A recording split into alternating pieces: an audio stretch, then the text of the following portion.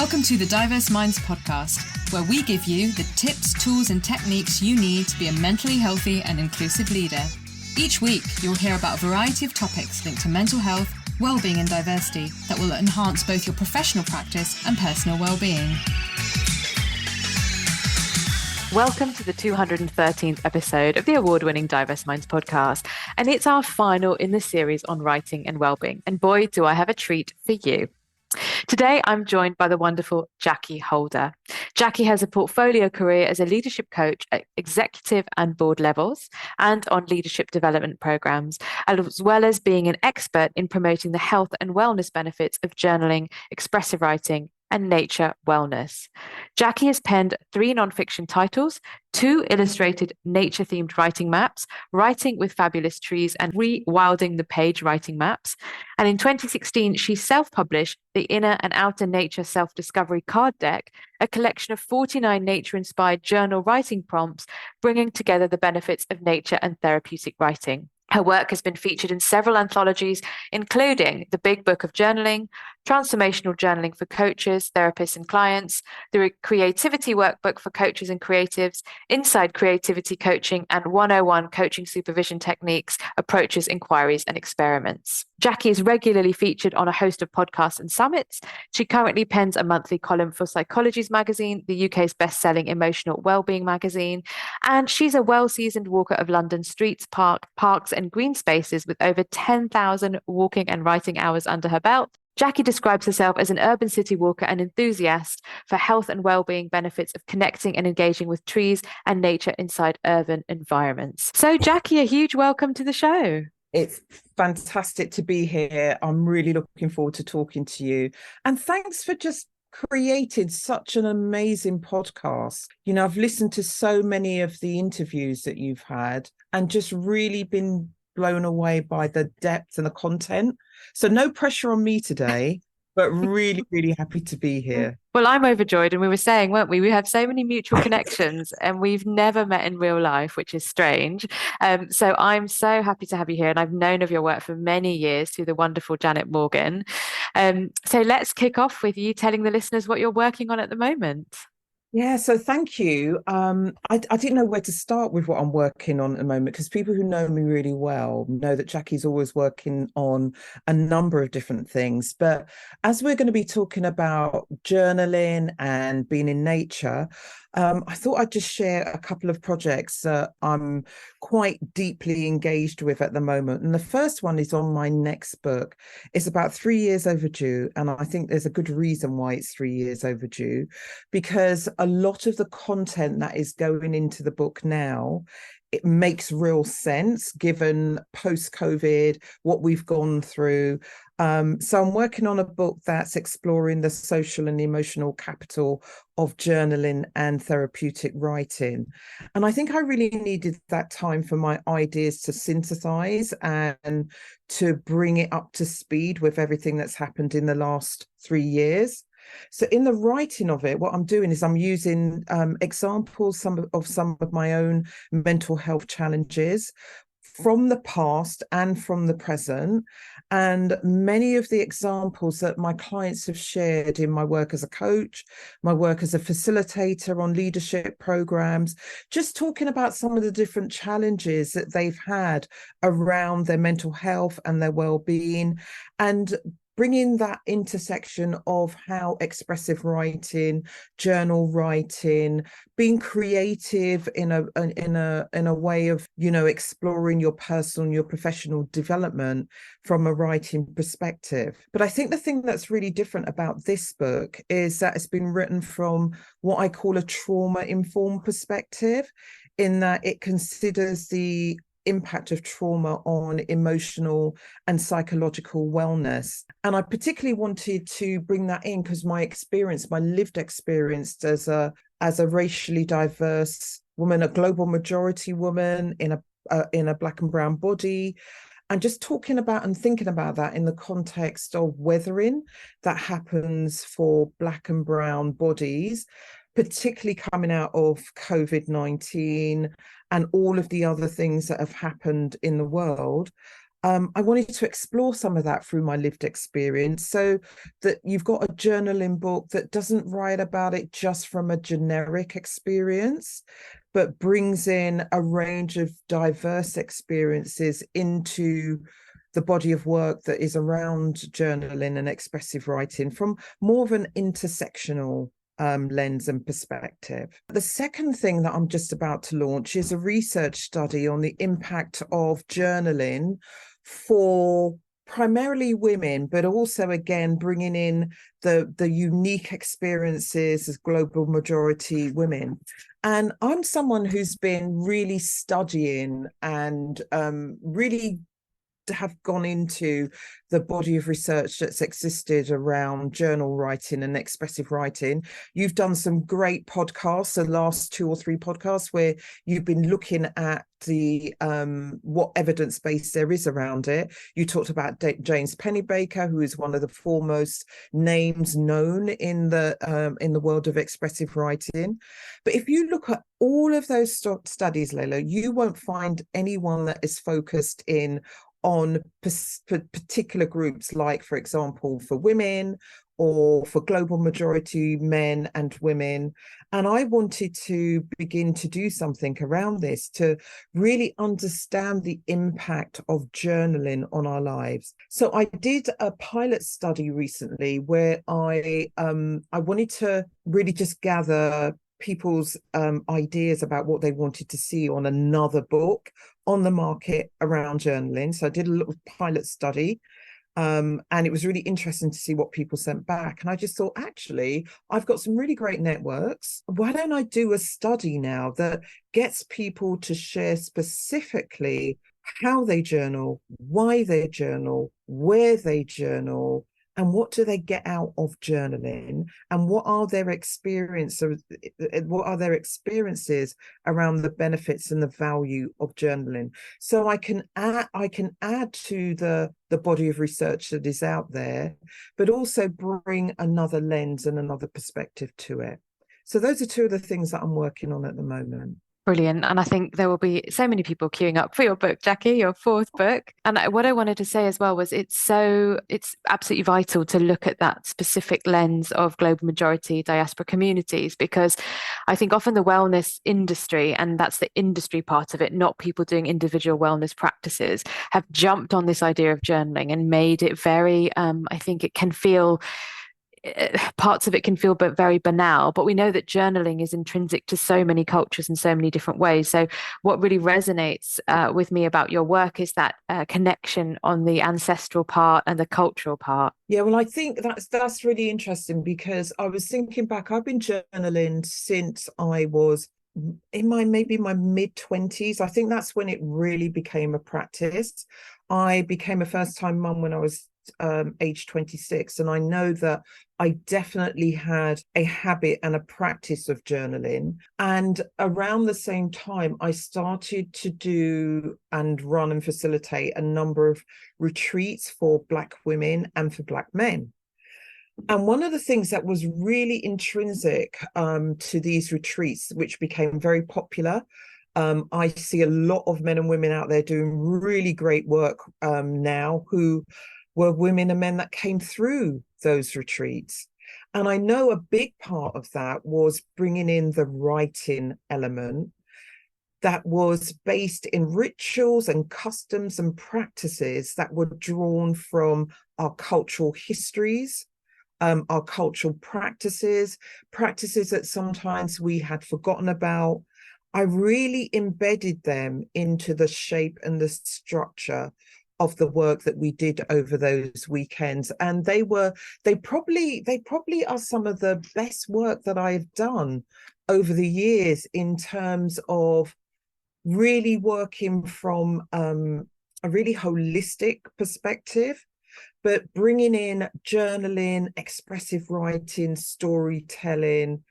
And a massive part of the work that we did on those early workshops was around working with nature, working with the trees, We went out into the elements. I always made sure that we did our workshops, and we found venues that were either next door to a park, or had a couple of the venues had amazing gardens where we had real privacy to go out into nature and work in a very ceremonial way. We did things like bringing in some of the African traditions of bringing in the practice of libation, which was something that I could relate to, coming from an African Caribbean background, of being very little and going to weddings with my mum and dad, and seeing somebody just pour a bottle of rum or a spirit onto the ground. Before we started any eating, there was any eating in the venue, they would pour a spirit onto the ground as a way of calling on our ancestors.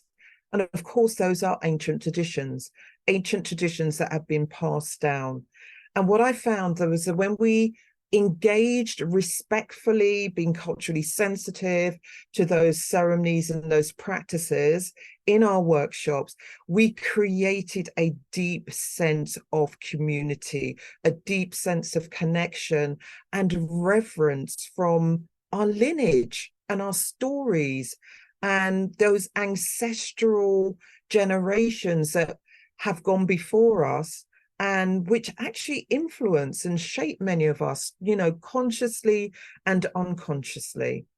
And when we brought in the spoken word and the written word into those practices, in the presence of nature, having nature witness us, sitting under, the part of South London that I live in was once part of the Great North Woods. So we have a huge body of nature around us that we can draw from.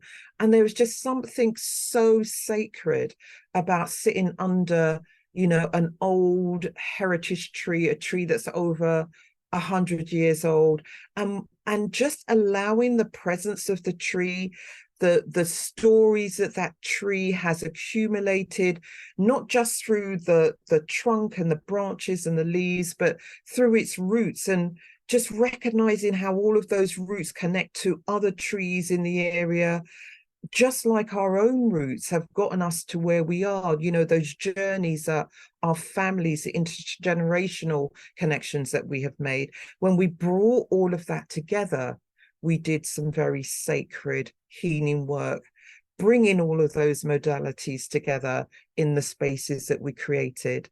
And we've gone on to do that in, whether we're working in the corporates, we can find ways of bringing these rituals, these practices, these exercises into the work, especially when we're working with global majority leaders. When I started becoming more aware of nature, I also started to notice the trees around me. And I have, there's a story that I have about a tree that I once sat under one hot summer's day with a friend. It wasn't a really large tree, but it was quite a interesting looking tree in that it was quite small, but very well developed and structured, with lots of leaves and branches. And we sat under it, had a lovely conversation. But when I got up, there was a little plaque next to the tree, and on it was written this inscription that said, elder trees are the trees that witches turned into to escape persecution in the Middle Ages. Now, I just was quite taken by this inscription. And what I did was I wrote it down on a piece of paper, and this piece of paper came home with me, sat on my desk, went into a drawer, came back out again. But over a period of time, over several months or so, I really noticed that I became even more interested in trees and their stories. I started to read a lot more books about trees. And then one day, I was writing my first book, Soul Purpose. And it was around the time when I was thinking very much about my name and whether I would go back to finding an African name for myself that was more reflective of my history and my identity. Anyway, I was writing my first book, and I used to go into the library and sit in a certain seat. But on the particular day I went back there, this seat was taken by someone else. So I sat somewhere else, and I was doing a bit of writing, then I had a break, and I turned around, I noticed there was a book behind me, and it said this is a book of the definitions or the meanings of people's names. So I was just curious. I thought I'd look up the name Jackee. But when I opened it, after a few moments, I realized it wasn't a book of first names. It was a book about surnames. I thought, oh, I'll look up the name Holder. Didn't think I would even find the name Holder in there. When I looked down the page and I came to the name Holder, what it said was the name Holder is the name given to people who live near elder trees. And that's how I have now embodied the elder tree of part of my lineage because of its connection to my name. And, you know, I cannot go anywhere without asking people, oh, is there an elder tree here? I've got a lovely piece of wood that somebody gave me from an elder tree that they had to let go of. And it's just become a tree that's symbolic of my family name. And just noticing that intuitive response to the elder tree. Thank you, Jackee. What a beautiful story about ancestry, connection, and writing. Yeah. Thought that might be nice to maybe include in there. Oh, beautiful, Jackee. And on that, you know, your next book, you talked about it's going to be very trauma informed. What does the term healing through writing mean to you? Oh, it means so many things. I am someone who's experienced early childhood trauma, and I did go on to experience trauma in different guises, one as a teenager, and then at different points in my adult life. And, you know, even as when I, you know, was in my 50s, I had a very, very difficult divorce, which was publicly played out. It wasn't pleasant. And that was another, you know, just another form of trauma. So I've had my own experiences of trauma, but I would say that from a very early age, I recognized that I had a love of writing. I had a gift of writing, not necessarily writing that was for the public eye, but certainly as a way of expressing myself. So even though I experienced early childhood trauma, I can definitely identify parts of myself that was very alive, very engaged, very creative, very resourceful. So I knew that dichotomy between having experienced trauma and all that that brings with it in terms of, you know, how you feel about yourself, how you see yourself in the world, but also having this very bright, very thriving, very fertile part of my life that I engaged with through creativity and writing. I knew that when I was writing, that when I had a notebook, when I wrote poetry at school, that I could calm myself, that that was a place that I could find the bits of me that weren't broken, that, you know, had a voice and had something to say and was able to express herself. In fact, Pauline, she reminded me not so long ago that when I wrote poetry in infant school, that and junior school, that my teacher would often comment on my poetry. Now, I didn't remember this. Pauline also told me that and reminded me that not only would my teacher comment on my poetry, but she would get me to read my poetry. And whereas most of the class would just write and just manage to write one poem, I would write 3 poems. Now, if I could go back to that younger part of myself and ask herself, I would love to ask her, what was she writing about? Because I imagine that I was able to take some of those trauma experiences and put words to them, to put images to them, to make sense of them. So without knowing it, writing has always been a way of healing for me. It's a way that I could find peace and calm and that I could soothe myself. And that continued, right through going to university, coming out of university, and not having a sense of where I wanted to be. I did a degree in government and politics. My degree was very academic. And as soon as I came out, I just realized that, that's not what I didn't want to follow that route. I wanted to be more expressive. And the writing came with me. I was also a voracious reader. So that combination of reading fiction, reading nonfiction, it influenced and shaped my writing. And that's when I became very interested in not only what I was getting from the writing process, but how could I take it into a lot of the groups that I was leading. And there's one specific moment, Layla, that I remember many years ago. I was leading a workshop for Black women as part of International Women's Day, which is now obviously, it should be International Women's Year actually, but we do have a Pacific Day on March the 8th where we celebrate women around the world. And this workshop was packed. There were people sitting in every space in the room. There were people sitting on the tables at the back of the room.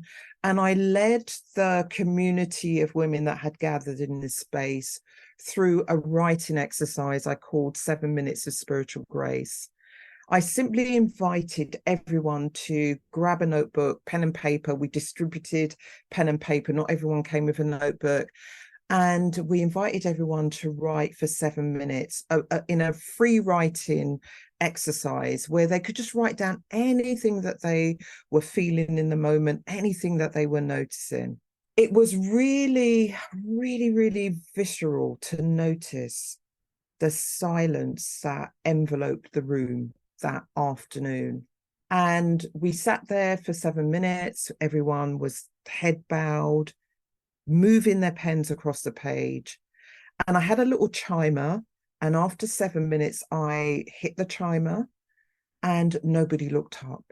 Everybody was still engrossed. So I just kind of just breathed into the energy and the atmosphere. And I let everyone write for another 3 minutes. Then I hit the chimer again. A few heads looked up, almost looked at me like, oh, can we have some more time?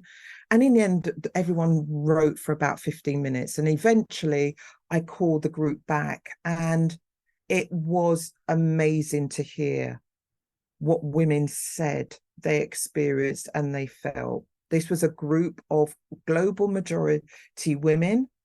And they said things like, oh my God, I've never felt so connected to myself.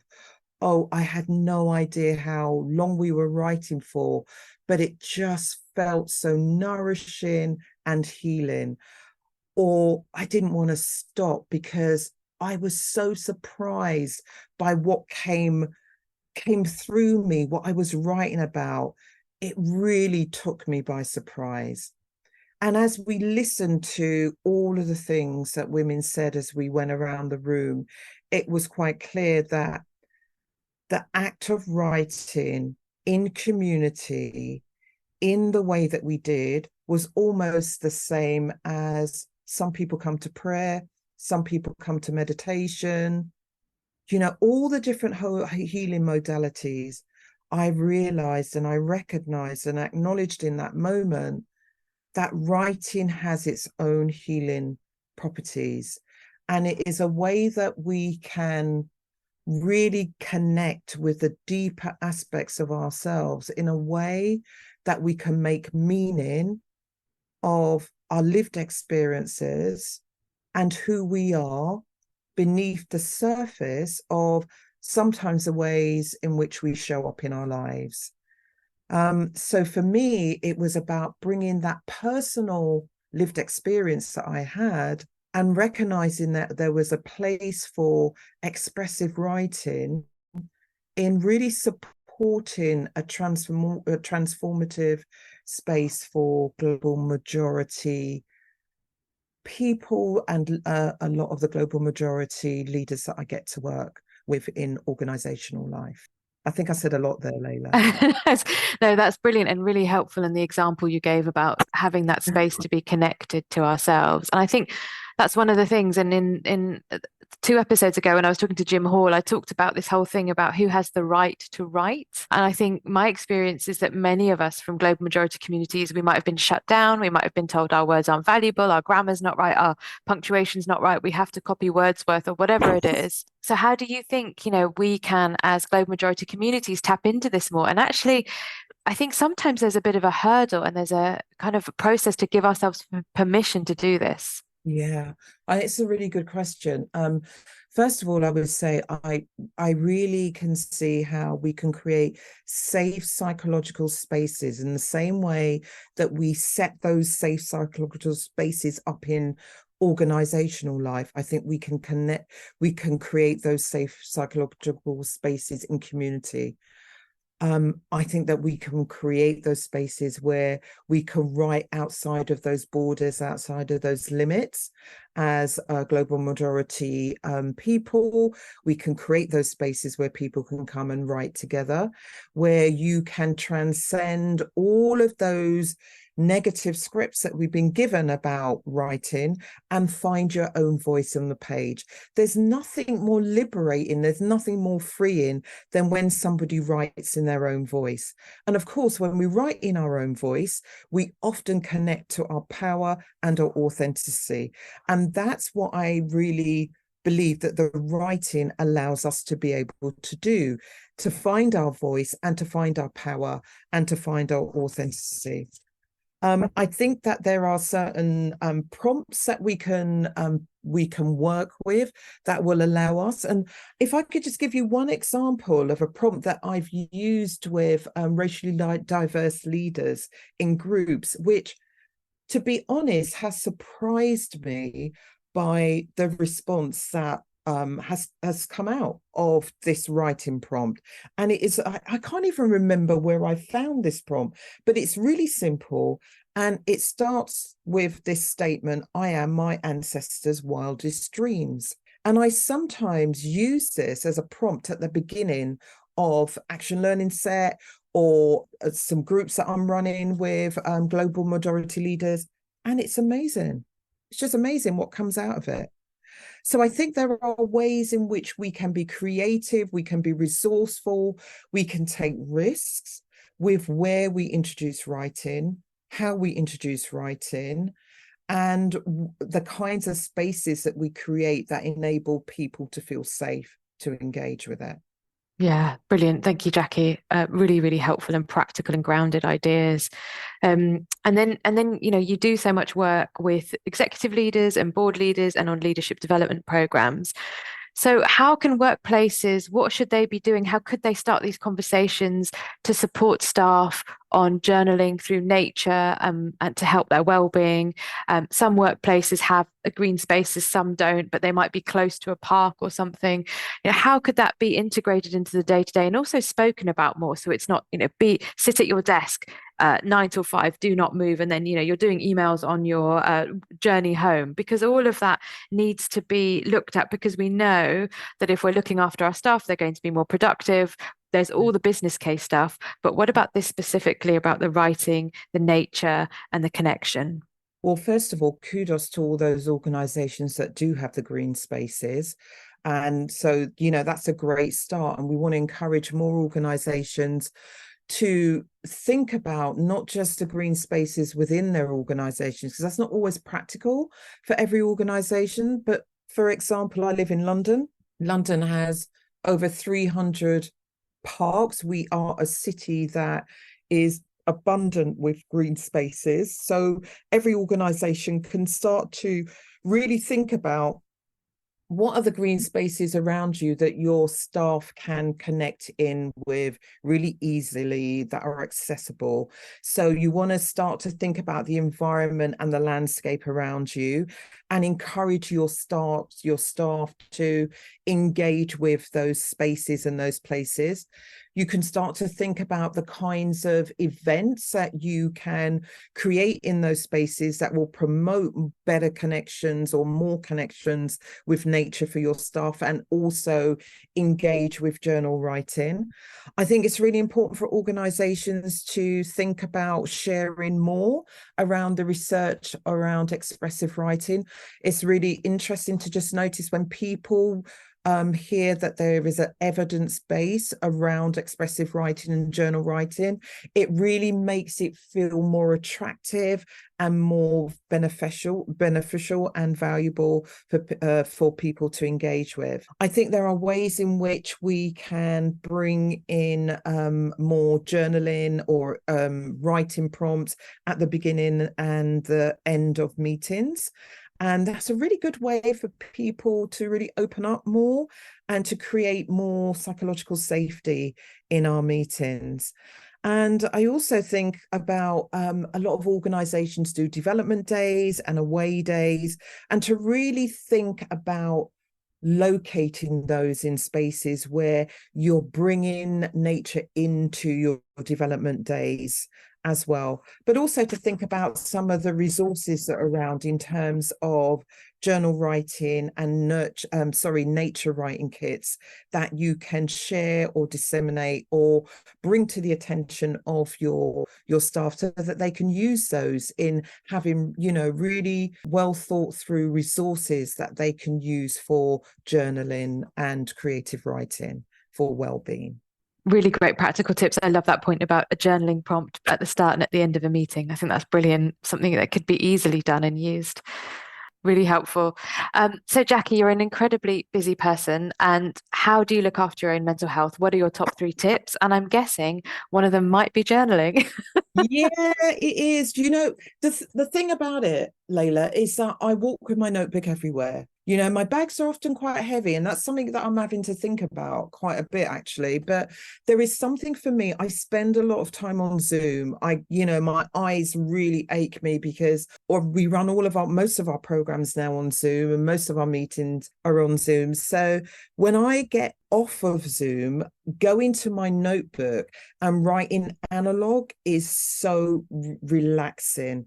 It's calming. I feel like my brain starts to think in a much more resourcing way.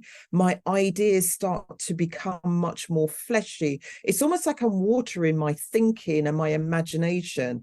So my journal is something that is with me 24/7. But I don't just write about what I'm thinking or what I'm experiencing. I put quotes in there, I put ideas in there. So it's like a resource book. I also have what I call a common purpose notebook. That's often an exercise book that's really light. It's featherweight. It's normally a paperback. It's not a thick notebook. But in that, I can often gather ideas. And I find that the combination of the two really helps. I'm also a walker. I love to walk. I used to be a runner. I used to run all over the capital. As I've gotten older, obviously aches and pains, bad knee, it means that I walk more. As much as I can, I get out into the city. I love to walk from, if you know South London, from Clapham Junction along the River Thames, which is like the French Riviera. It's beautiful. And sometimes I can walk as far as from Clapham Junction to Kew Gardens. But walking is my superpower. It's where I decompress. It's where I manage my stress. It's where I lubricate ideas. I just absolutely love it. Some of my favorite parks are parks like Richmond Park. That's a wild and rugged park in London. I love to get out there. And like I said, Kew Gardens. And then I love to take myself for what I call my solo Sunday breakfasts. I love to get up on a Sunday and I love to just go to the train station, and I just think, okay, am I going to get the Victoria train, or I'm going to get the London St Pancras train? And I will just go and take myself for breakfast to somewhere like Otterlingies or a really nice cafe up in Cold Drops Yard in King's Cross. And I'll just sit and have a leisurely breakfast with myself. I'll do some journaling, I'll do some reading, I'll do some people watching. And I tell you what, it puts me back together again. I have to do it solo because I'm not worrying about speaking to anyone. I'm just there with myself and I just do whatever I want to do. Combination of all those three things just makes me feel good. Beautiful. Yes, and that is a walk from Clapham Junction to Kew Gardens, flipping heck. I know I don't do it all the time, but That's just brilliant. along that stretch of the river is really, really wonderful. Yeah, I avoid the tube wherever I can. So yeah. Yeah, absolutely. A river walk is a great replacement. And you don't have to walk by a river. You can walk by a lake in your park. You can walk by canals. There's so many scenic routes that we can find in our local neighborhoods. And very, again, very practical things that don't cost a lot, but thinking about the time you want to create for yourself. So, Jackee, if people want to know more about your work, I will, of course, include the link on the show notes. How should they contact you and how can they work with you? People can contact me. I'm most visible on my Instagram, which is Jackee Holder Inspires, and that's Jackee with JACKEE. And then I'm becoming a little bit better at LinkedIn. I get a lot of messages on LinkedIn, and I used to be quite visible on there, and I'm getting back into showing up more on LinkedIn. And also, I just wanted to let women who might be listening to this podcast episode know that on Tuesday mornings, I co-host a weekly community writing, what we call our co-hosting writing space. We start at 7 a.m. every Tuesday morning. We run through till 8:30 a.m. We do a little bit of mindfulness at the beginning. Then I share a writing prompt for around 7 minutes, and then we write for about 45 minutes in silence. You can work on anything from your emails to poetry to a short story to working on a project at work. And then we close off with a 15 minutes of open space. And it is just the most healing space. I'm using the women's words who come to the group. They call it their restorative space. And it's a free space, and any woman who identifies as a woman is welcome to join us. Fantastic. Thank you so much, Jackee. It's been such a joy. I hope we'll get to meet in person in the not too distant future. I hope so as well, Layla. And thank you, everyone. Thank you, listeners. Please do join us for the next podcast series because it's all about Black History Month, of course, and the theme is celebrating our sisters. And if you haven't caught up on the backlog, the back catalogue of podcasts, there are lots of celebrating our sisters. And remember, it is a Black History 365 approach, but of course, we will be having special episodes for one of my favourite months in the year. So until then, everyone, take care. Bye for now. Thanks for listening to the Diverse Minds podcast. Don't forget to subscribe on Apple Podcasts, Spotify, or wherever you access your podcasts from. You can also connect with me on Facebook, Twitter, and LinkedIn. Tune into next week's episode of the podcast, where I'll bring you more insights on mental health and inclusion. Bye for now.